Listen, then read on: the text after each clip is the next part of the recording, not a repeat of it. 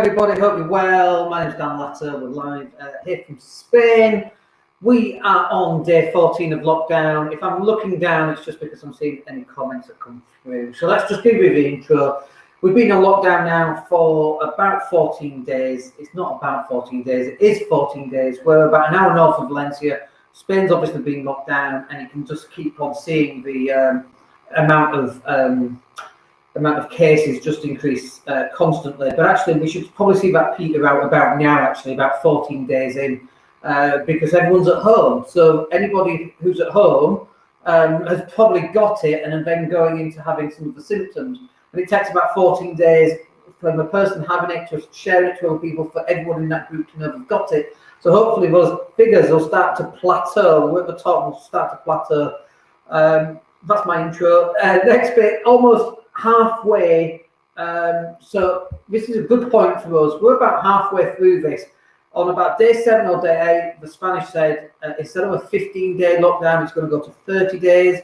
We're now on day 14, so we're about halfway through. A big milestone for us because when you get to like day 14, we don't want to risk it, but there's a much better probability, and everything's based around probabilities, okay? But there's a much better probability that none of us actually have it, because none of us has shown any symptoms, and we've been locked away for 14 days. We had a delivery this morning of sweets from Amazon, and I've actually just ordered some flocculant and some chlorine for the swimming pool. So that's my task for the month. Just try and get the swimming pool, which was like Shrek green swampy colours. It's now blue, which we'll show you at some point. But getting to day 14 was important because it means there's a really good probability that none of us have it. And if we can continue that. So when the box came from Amazon, the guy rang the bell, I stepped back, I opened the gate, he was stood back, he pushed the box onto the floor. I said thank you, he checked my name, and then he got back in his van, and I picked up the box like this. Came into the kitchen, opened the box, took everything out, put the box into a black bag, and it's down near the gate to go over to the bins, because here in Spain we don't have dustbins, we have the one big bin that everybody uses. And then I came and washed my hands. I mean, we're so paranoid right now, really germophobic. And honestly, I would much rather be germophobic than we are in the UK still. I saw an ice cream van going around. An ice cream van spreading coronavirus, anyone? Flake 99, spot coronavirus with that? It just, what are you doing? I know you need money. I get all that. And also, if you're self-employed, you're pretty screwed. We're pretty screwed in terms of the Chancellor yesterday as property investors.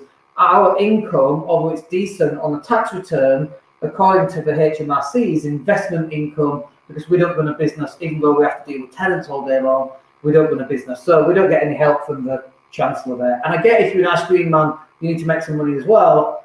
There's a reason for a lockdown, and the whole point of a lockdown is that you don't go anywhere and you lock down. The kind of clue is in the title, lock the fuck down. What's wrong with people? If you're thinking it's okay to go home, to go out and mingle, you're an idiot, and you're just going to get it and you're going to die, so you won't be an idiot for too long. It's just, I know that sounds harsh, but what is wrong with people? I just don't get it. So from our point of view, from a very personal point of view, we're halfway through a 30-day lockdown, more or less. There's a good chance we haven't got it, and we want to keep it that way, and we're taking all precautions still. We haven't gone to a supermarket, we haven't gone out, we've literally not gone past that front gate in 14 days, and we don't want to do it for another 16 days. And that's the way it's going to happen. Hopefully we'll get a couple of orders coming through. I spent an hour yesterday on a supermarket website that has a landing page, and there was something like 170,000 people in front of us, and it took an hour to get onto it. And then when we got onto it, it wouldn't recognise our Spanish equivalent of our national insurance number, so we couldn't use it. So we wasted an hour just sat trying to get a food order. But we're stocked up. I'm looking at all the food we've got. I'm like, I think we've got 2 months worth here. The bit we're worried about is chocolate, obviously, and coffee, obviously. Okay, let's talk about home teaching. Oh, woo, that is stressful stuff. With a 5-year-old sat in front of the TV, some lessons are an hour long, and I finish and go straight on to another lesson. And I'm like, let's just not bother with that. let's just do some stuff with just me and you, or you and mummy. Mum's a teacher anyway. But it's like, for me, it's beyond stressful.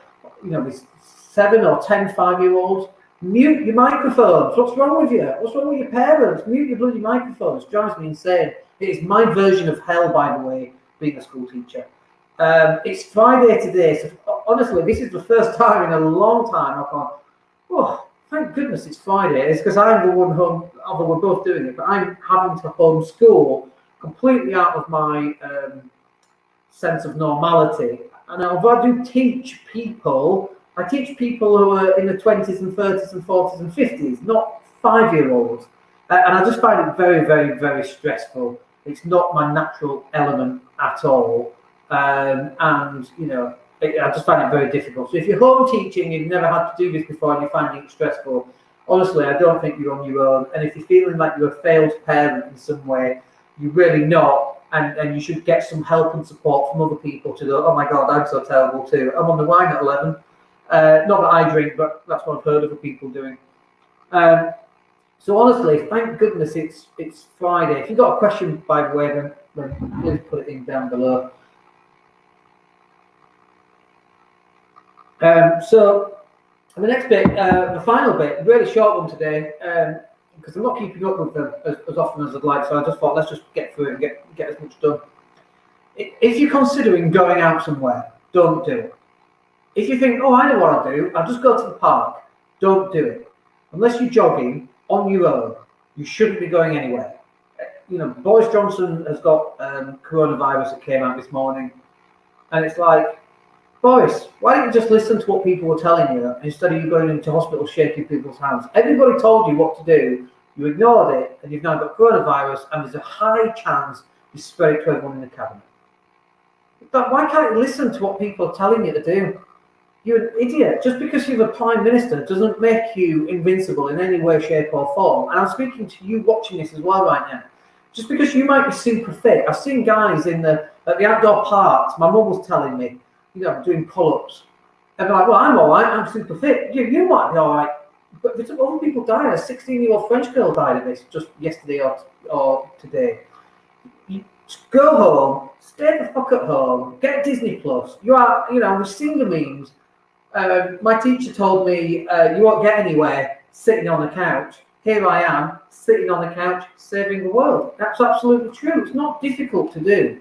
You've got to stay at home. So stay at home, look after your family, find a way of making some money online, whatever that is. Go onto YouTube, go into Facebook groups. I've got a rapid course creation system. It's like 27 quid. If you want to buy that. Create a training course, start selling it. We have 2 sales today. But it's like, you've got to find a way of making this work. I know the world is going to shit. I know from a financial point of view, I've spoken to so many small business owners in the last 2 days who have just been screwed over by Boris yet again. I put a picture of some Vaseline, which I always put up, by the way, whenever it's a budget, because we know we're going to get fucked. We know it. We know we're going to get screwed over. So it just makes it easier for when the bend us over and screw us. And it's like, we know this is just what it is. This is the government. We don't expect help from the government, but it would be nice for the increase in taxes that we pay to actually get some help. But we know that that's never going to happen. And actually, it just turns us into a more formidable entrepreneur because we know we're not getting help. It's not coming. So we have to reinvent something. We have to rejig it. We have to find a new way of working that's going to be a paradigm shift in the way that we work as a species and the way that we make our money. And you need to start finding a way for you to do that as well. If that means you start creating training courses, and you create a training course and you make as many as you can. If you can, we've got kids around us, much more harder, but if you can, that's what you need to go do. If you need to find a developer to make a piece of software that will enhance some aspect of life for people working from home, I think the old normal is not the new normal. There's going to be a difference when we go back into normality. It's not going to be the same normal. There's going to be so much more home working, and there needs to be things to help people get into that kind of habit. No questions or comments, so I'll leave it there. I hope you're safe. We'll catch up with you maybe tomorrow, maybe on Monday, who the hell knows. But stay safe, stay home, look after your family, and we'll speak to you soon. Take care.